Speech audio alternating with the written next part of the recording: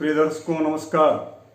बात करूंगा इस कार्यक्रम में वृश्चिक राशि यानी कि 8वीं राशि है और आपकी राशि या यदि आपका वृश्चिक लग्न है तो भी यह फल कथन आपको श्रवण करना चाहिए।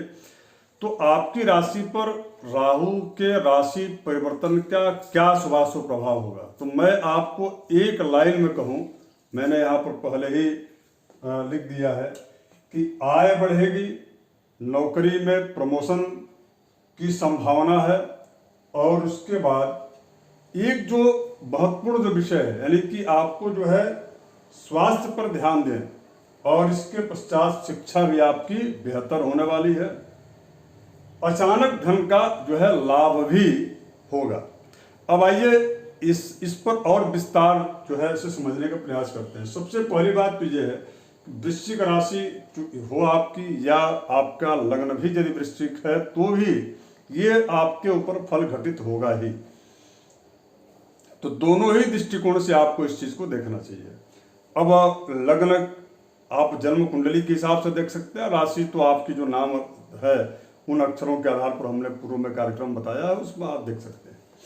तो वृश्चिक राशि यदि आपकी है तो देखिए आपके लिए कितना बेहतरीन स्थिति शनि बना रहा है। शनि अपने मूल त्रिकोण की स्थिति में है और वर्तमान में शनि जो है वह पंच महापुरुष नामक राजयोग में एक योग होता है, शश नामक राजयोग। इस राजयोग को निर्माण कर रहा है। इनका जो राजयोग का जो सीधा सा संबंध है कि आप जितना मेहनत करेंगे।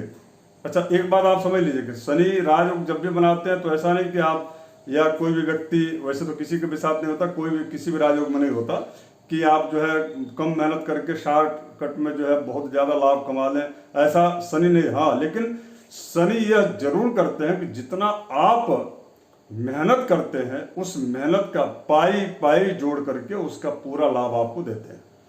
शश नामक राजयोग जब शनि बनाते हैं तो उस व्यक्ति की जितनी उसका परिश्रम होता है उतना उसको लाभ 100% देते हैं, इसमें कोई संदेह नहीं। आप 1% आपको जो है आपके मेहनत का फल न दे, ऐसा हो ही नहीं सकता। अर्थात इस शश नामक राजयोग में दो चीजें होती हैं, एक तो लाभ भी देते हैं, दूसरा कठिन परिश्रम भी करवाते हैं उस व्यक्ति से, उस व्यक्ति को घर में सोने नहीं देते।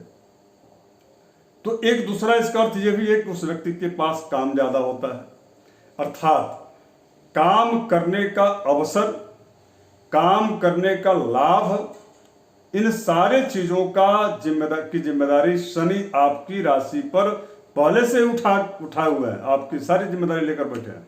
किंतु अब इसमें इनको सहयोग देने के लिए पंचम भाव में आपके जो है पांचवी राशि अर्थात आपकी राशि से पांचवें स्थान पर जो है राहु का प्रवेश हो चुका है। अच्छा, राहु जो है मैं आपको पहले भी बता चुका हूं कि यहाँ बेचारा राहु कुछ भी नहीं कर पा रहा है। क्यों नहीं कर पाएंगे? क्योंकि यह गुरु की राशि है और शुक्र की उच्च की राशि है और शुक्र जो है दैत्य गुरु है।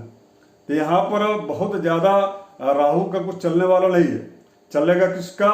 तो चलने वाला है शनि का। और इसके बाद से दूसरा एक जो ग्रह है वह है केतु। ये भी छाया ग्रह है, लेकिन आय भाव में बैठ करके केतु जो है निश्चित रूप से आपके आकस्मिक यानी कि अचानक धन का लाभ देंगे, आय बढ़ेगी। नौकरी में प्रमोशन भी केतु के माध्यम से आपको मिलेगा।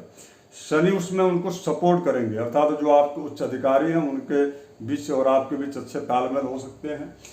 अब इसके बाद एक जो विषय है जो हमने इसमें लिखा है कि स्वास्थ्य पर ध्यान दें।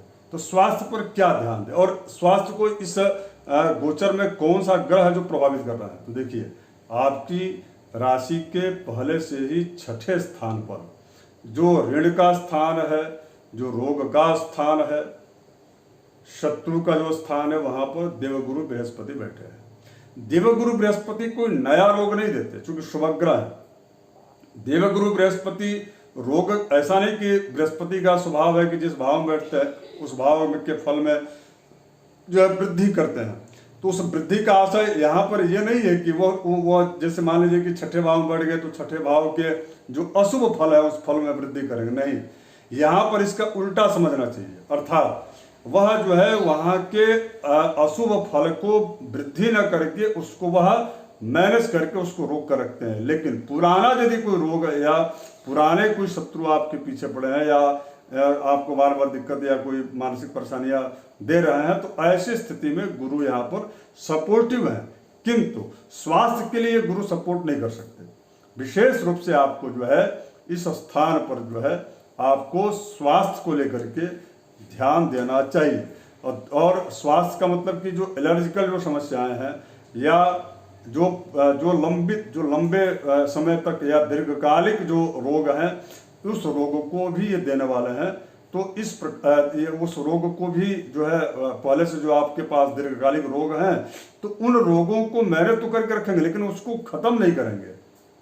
यदि आप स्वास्थ्य पर ध्यान देंगे तो वह रोग आपके प्रकट रूप में आपको प्रभावित नहीं करेंगे, रोग हो या शत्रु हो। यदि आप ऋण जो पहले से आपने लिया है उस ऋण में भी गुरु वृद्धि तो नहीं करेंगे, लेकिन वह ऋण जो है खत्म करने की क्षमता भी उनकी नहीं है, इसलिए क्योंकि जगह उनके लिए वह अनुकूल नहीं है।